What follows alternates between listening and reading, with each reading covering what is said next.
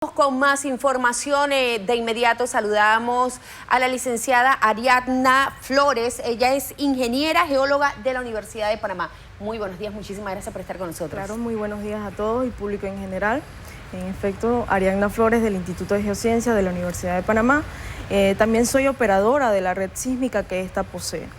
Bien, y justamente con la ingeniera vamos a hablar un poquito acerca de los tsunamis. Nosotros constantemente cuando vemos que se dan diferentes sismos de cierta longitud, de ciertas características en algunos países, conocemos que se dan alertas de tsunami en nuestro país. Pero queremos aclarar un poquito más que cuando estamos hablando de tsunami, ¿qué podría estar determinando en un momento dado que puede afectarnos a nosotros como país? Ok. Primeramente, podríamos definir tsunami como una serie de ondas oceánicas que son generadas por una perturbación en el océano, que mueve esa grande masa de agua desplazándola y originando olas de tsunami. Para que se produzcan tsunamis tienen que tener ciertas características. Usualmente los tsunamis son originados por sismos, pero también por erupciones volcánicas, deslizamiento, remoción de masas, también incluso por impactos de meteoritos, aunque es poco probable, pero no imposible. Ahora, ¿ustedes tienen equipo dentro de la Universidad de Panamá que les da alerta o indicadores que les dicen, bueno, esto nos está indicando que puede haber un tsunami en nuestro país? Bueno, la Universidad de Panamá sí tiene alrededor de 56 estaciones sísmicas ubicadas en todo el territorio nacional. Claro que estas estaciones detectan los eventos sísmicos. Calculando los parámetros del evento sísmico se puede determinar si un evento sísmico generará o no tsunami. Tiene que tener ciertas características del evento sísmico. Por ejemplo, el sismo tiene que ocurrir en las costas o dentro del mar, pero también tener en cuenta de que no todos los sismos generan tsunamis. Usualmente son originados en las zonas de subducción, que es un límite entre una placa oceánica y una placa continental, donde la placa oceánica se subduce o se introduce bajo la continental por ser más densa. Esta con el tiempo va arrastrando el borde de la placa continental y con el tiempo esta supera su límite y rompe. En ese momento que rompe o se deforma, empuja esa masa de agua que está sobre ella, originando olas de tsunami. Pero también es importante señalar que los sismos, hay tres tipos de fallas geológicas. Hay fallas geológicas tipo transformante, que es cuando un bloque se desliza con respecto al otro, fallas normales cuando un bloque se hunde con respecto al otro y las fallas inversas donde un bloque se levanta con respecto al otro. Entonces, el otro mecanismo generador de tsunami son los tipos de fallas inversos, donde el bloque empuja hacia arriba y si hay una masa de agua sobre él, va a empujar esa masa originando olas de tsunami. Y también es importante, por ejemplo, ingeniera, a veces pensamos que los tsunamis simplemente son olas, porque lo hemos visto en películas o porque lo hemos visto en algunos otros casos, pero también hablamos de tsunamis que entran sin olas y con mucha fuerza. O sea, sí, en realidad los tsunamis son una serie de ondas, no una ola, una serie de ondas que cuando está en mar abierto son muy rápidos, pero su amplitud es mínima, ni se ve, ni se determina. Por ejemplo, un barco que está en mar abierto no se ni percata de que se registró olas de tsunami porque es muy rápido en mar abierto y su amplitud es mínima. Pero una vez va llegando a costa, a aguas someras, el tsunami disminuye su velocidad, pero aumenta en amplitud y por eso son muy destructivos en ocasiones. Bien, y pensamos que a lo mejor en Panamá, como en algunos casos son constantes, en otros países, en nuestro país no sucede, pero sí tenemos historia de que ha sucedido en Bocas del Toro, en Gunayala. Correcto. El más reciente, digámoslo así, fue en 1991 en Bocas del Toro, con un sismo de una magnitud aproximada de 7.5 y originó unas olas de tsunamis que afectaron a regiones de Bocas del Toro, como Almirante y demás. No fue muy destructivo, pero puede suceder y sucedió en la historia. También en 1882, en el Golfo de San Blas, en Gunayala, el sismo tuvo una magnitud aproximadamente de 7.9 y también originó olas de tsunami que acabaron con aproximadamente 250 personas.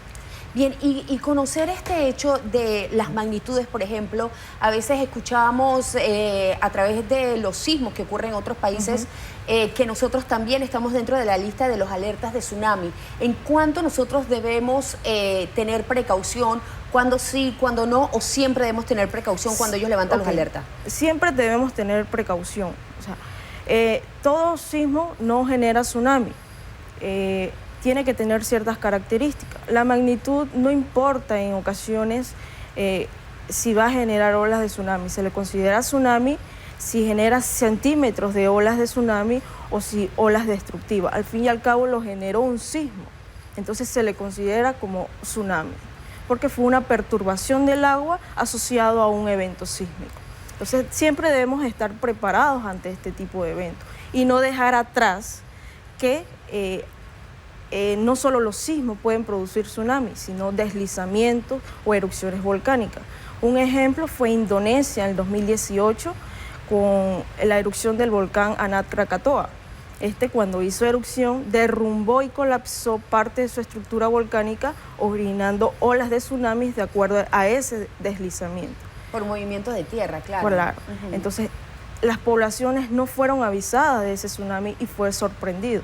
Y justamente yo también estaba conversando con usted porque en el 2010, por ejemplo, en Chile se da este tsunami que fue catastrófico, se dio a conocer a través de todas las noticias que hablaban de esas alertas que en un momento dado los países deciden, ¿sabes qué? Si hay alerta, no hay alerta, hay un tiempo en el cual los países determinan que sí van a ser afectados por tsunami y se da a conocer en Chile que no había alerta de tsunami y luego sí se dio y que costó muchísimas vidas.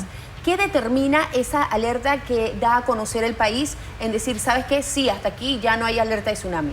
Primeramente, obtener los parámetros del evento sísmico.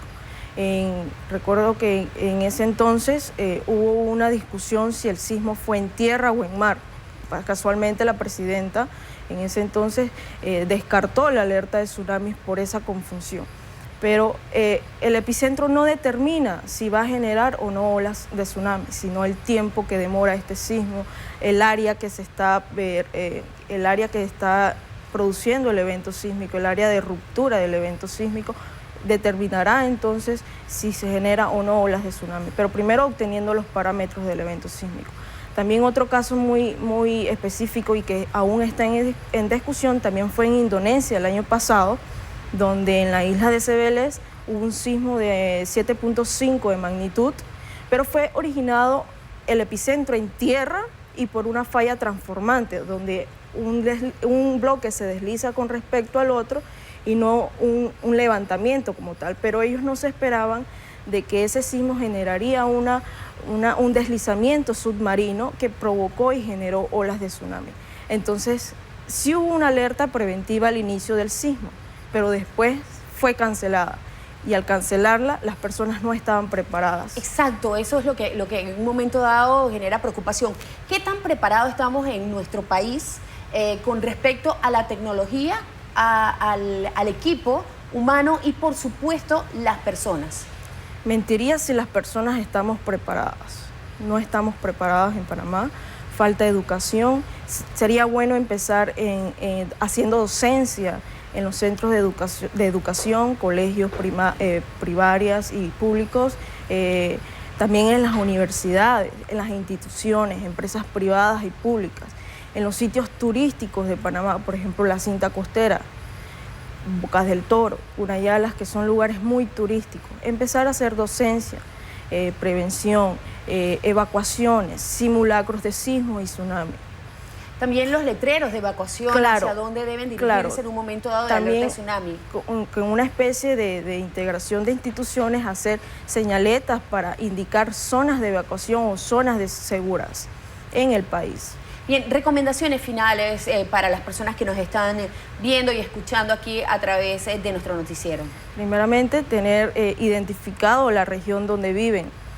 Saber que si ocurre un evento sísmico y están en zonas costeras, evacuar lo más pronto posible, independientemente si hay alerta o no. La autoevacuación es fundamental para salvar vidas. Bien, muchísimas gracias, ingeniera, por haber estado con nosotros.